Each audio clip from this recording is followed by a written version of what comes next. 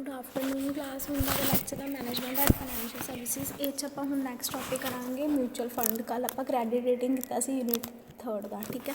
ਹੁਣ mutual fund ਕਹਿੰਦੇ ਕੀ ਹੁੰਦਾ ਕਿ mutual fund is a fund of professionally manage ਦਾ ਫਰੋਮ ਕਲੈਕਟਿਵ ਇਨਵੈਸਟਮੈਂਟ। ਜਿਹੜੀ ਆਪਾਂ ਕਲੈਕਟ ਕਰਦੇ ਹਾਂ investment that pools of a money, ਜਿਹੜੀ ਸਾਡੀ ਮਨੀ ਹੁੰਦੀ ਆ from many investors and investor ਦਾ ਜਸਟ ਲਾਈਕ ਜੈਸੇ ਸਟੋਕ ਹੋ ਗਿਆ, ਬੋਨਸ ਹੋ ਗਏ, ਸ਼ਾਰਟ ਟਰਮ ਮਨੀ ਇੰਸਟਰੂਮੈਂਟਸ ਹੋ ਗਏ, ਠੀਕ ਹੈ।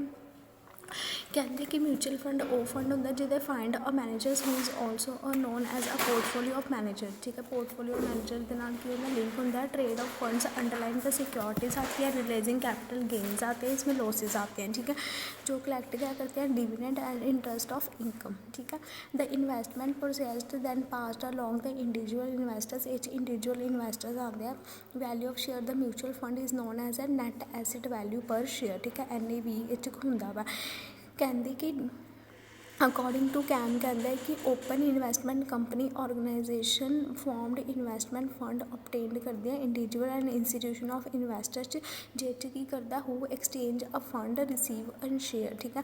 ਅੰਡਰਲਾਈਨ ਦਾ ਟਾਈਮ, ਅੰਡਰਲਾਈਨ ਦਾ ਐਸਟ ਆਫ ਅ ਵੈਲਿਊ ਨੂੰ ਦੇਖ ਕੇ ਇਸ 'ਚ ਮਿਊਚੁਅਲ ਫੰਡ ਦੇਖੋ ਕੀ ਪ੍ਰੋਸੈਸ ਕਿੱਦਾਂ ਸ਼ੋ ਕਰਦਾ। ਅਗਰ returns are passed back to the investor, ਅਗਰ ਰਿਟਰਨ ਆਪਾਂ ਪਾਸ ਕੀਤੀ ਹੈ ਬੈਕ ਟੂ ਦ ਇਨਵੈਸਟਰ 'ਚ, ਉਹ ਕੀ ਕੋ ਜਾਊਗਾ ਇਨਵੈਸਟਰਸ ਪੂਲ ਦੇ ਮਨੀ ਕੋ ਐਂਡ ਰਜਿਸਟਰ ਕੀ ਹੋਊਗਾ ਮਿਊਚੁਅਲ ਫੰਡ, ਠੀਕ ਹੈ।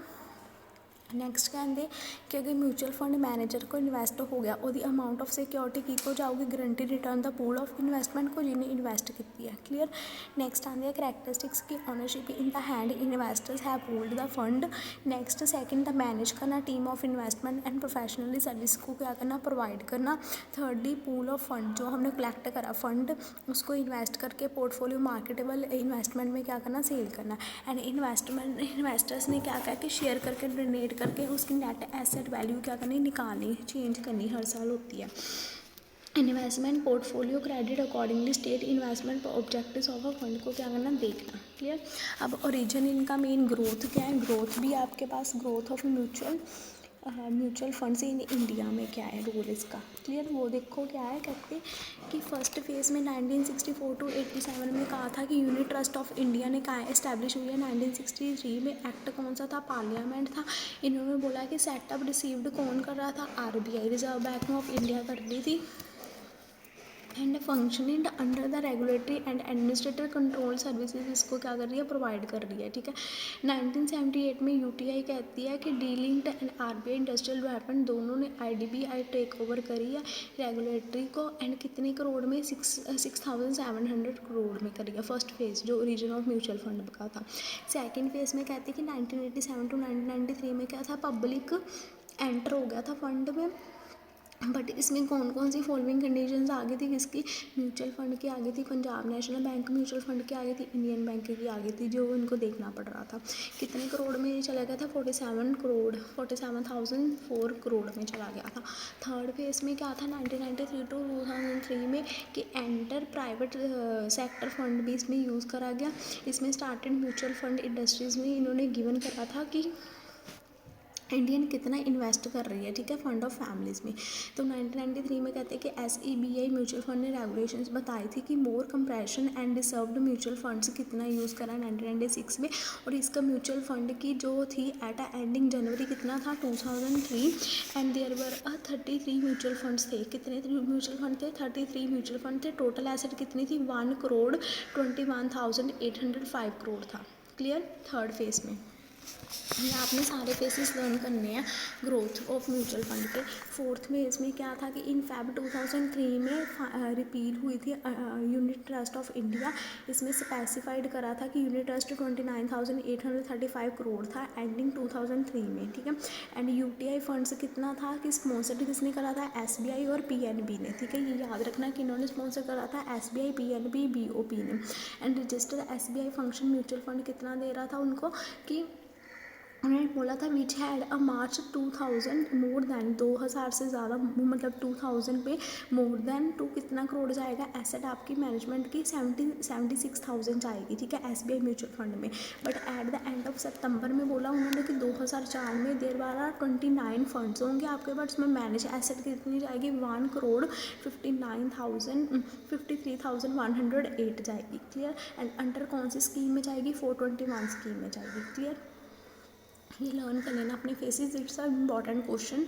नेक्स्ट आते हैं ऑब्जेक्टिव्स क्या है म्यूचुअल फंड के। फर्स्ट है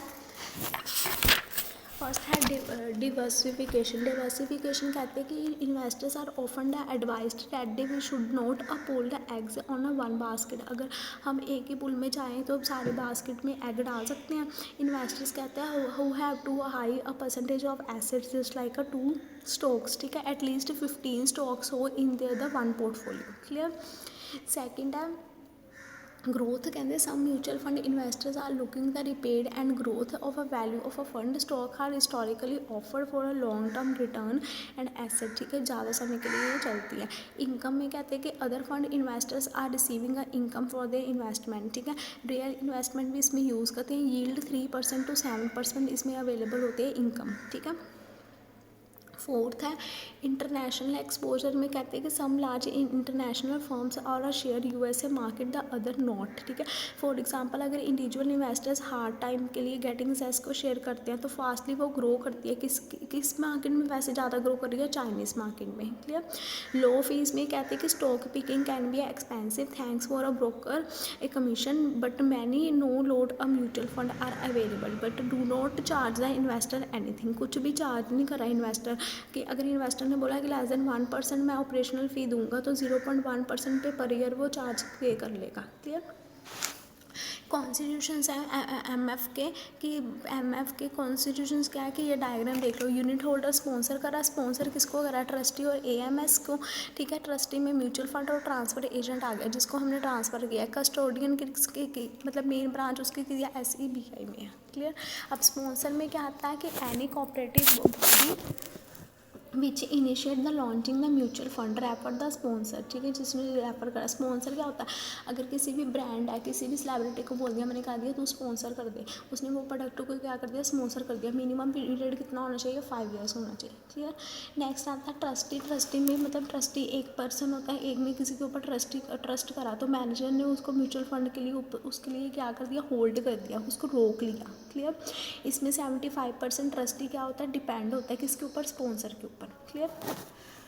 कस्टोडियंस क्या होते हैं कि any agency that keep the custody security that they are bought the mutual fund managers under the scheme, ठीक है, इस कॉल्ड अ कस्टोडियन। इसको हम कस्टोडियन कहते हैं। कस्टोडियन के फंक्शंस को या सेफ कीपिंग सिक्योरिटी होती है, पार्टिसिपेशन इन क्लियरिंग होती है इसमें। क्लियर। नेक्स्ट आता है कलेक्शन ऑफ मनी भी होती है इसमें। डिविडेंड हम देखते हैं and insuring delivery insuring delivery scripts भी देखते हैं। Carrying out a regular recognisation assets and auditing records भी चेक करते हैं। इसमें अरेंज करते हैं proper education and recording of security में। क्लियर। एएमसी की फुल फॉर्म क्या है कि एसेट मैनेजमेंट कंपनी है। इसमें क्या है कि मैनेजमेंट अपॉइंट कौन करता है? Sponsor and trustee. इसमें दोनों आता है। Role of transfer agent collect करता है data but distribute rating the daily purchase कितनी है वो देखना है। रिडक्शन ऑफ यूनिट्स देखने कितनी है। क्लियर। नेक्स्ट टाइप्स है open ended scheme. Open ended scheme NAVY scheme है। इट इज़ अ कॉन्टीन्यूस है। रीपरचेज ओपन एंडिंग में आके रीपरचेज एंड रीसेल चलता ही रहता है, ठीक है। नेक्स्ट है इसके एडवांटेजेस और डिसएडवांटेजेस है, ये देख लेना। ये आपके वैसे सिलेबस में नहीं है एडवांटेजेस डिसएडवांटेजेस। क्लोज एंडिंग में भी ये है कि क्लोज विद इन द इसमें क्लोज एंडिंग स्कीम में फिक्स्ड क्यूपिस मेचोरिटी पीरियड देखना कितना बिटवीन 2 to 5 ईयर्स है। एंड इन्वेस्टर इन्वेस्ट करता है स्कीम में, लॉन्च करता है but same scheme remain open होती है। पीरियड नॉट एक्सटेंडिंग 45 डेज से ज़्यादा पीरियड नहीं होना चाहिए क्लोज एंडिंग स्कीम का, ठीक है। इसमें भी एडवांटेजेस देख लेना कि क्लोज एंडिंग में फंड्स होने ज़रूरी हैं, बाइंग एंड सेलिंग फ्लेक्सिबिलिटी होनी चाहिए, पॉसिबिलिटी होनी चाहिए हायर फील्ड्स की, ठीक है।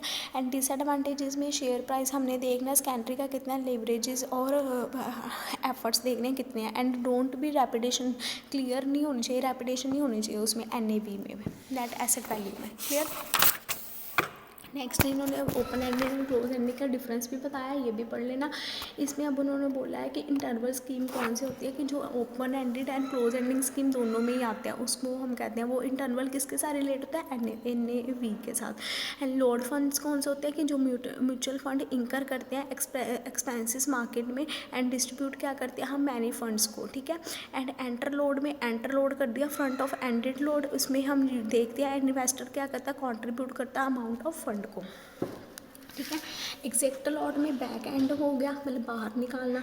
डेफर्ड लॉट में डेफर्ड कर दिया over a period of time, थोड़े टाइम के लिए। एंड कॉन्जेनेंट डेफर्ड सेल्स में क्या हो गया कि एक्सेड लोड, ज़्यादा लोड नहीं हमने इसमें चार्ज करना, ठीक है, थोड़ा सा लोड करना। नो लोड फंक्शन में कुछ भी नहीं लेना। टैक्स एम्प्टेड फंड में ये फ्री नहीं होना चाहिए, टैक्स एम्प्टेड होना चाहिए, टैक्स पेड होना चाहिए, चाहे वो लॉन्ग टर्म कैपिटल गेन ही क्यों है, ठीक है। क्योंकि इन्वेस्टर्स इसमें क्या हमेशा देखता है टैक्स फ्री है कि ठीक है, ठीक है। नॉन टैक्स एम्प्टी में कि फंड हमेशा इन्वेस्टर टैक्स सिक्योरिटीज देखता है, non tax empty fund use नहीं करता, क्लियर। ब्रॉड क्लासिफिकेशन में इक्विटी फंड्स होने जरूरी हैं। अगर इक्विटी फंड्स होंगे वो कंसिडर किससे करते हैं, मोर रिस्क से करते हैं एंड कंपेयर करते हैं फंड्स ऑफ टाइप्स में, ठीक है। पहले एग्रेसिव ग्रोथ फंड्स देखते हैं कि मैनेजर्स एस्पेयर हुए हैं मैक्सिमम कैपिटल एप्रिसिएशन में, और उसको रिसीव कौन करना है, स्पेचुलेटिव नेचर से हमने उसको क्या करना है, रिसीव करना है, क्लियर।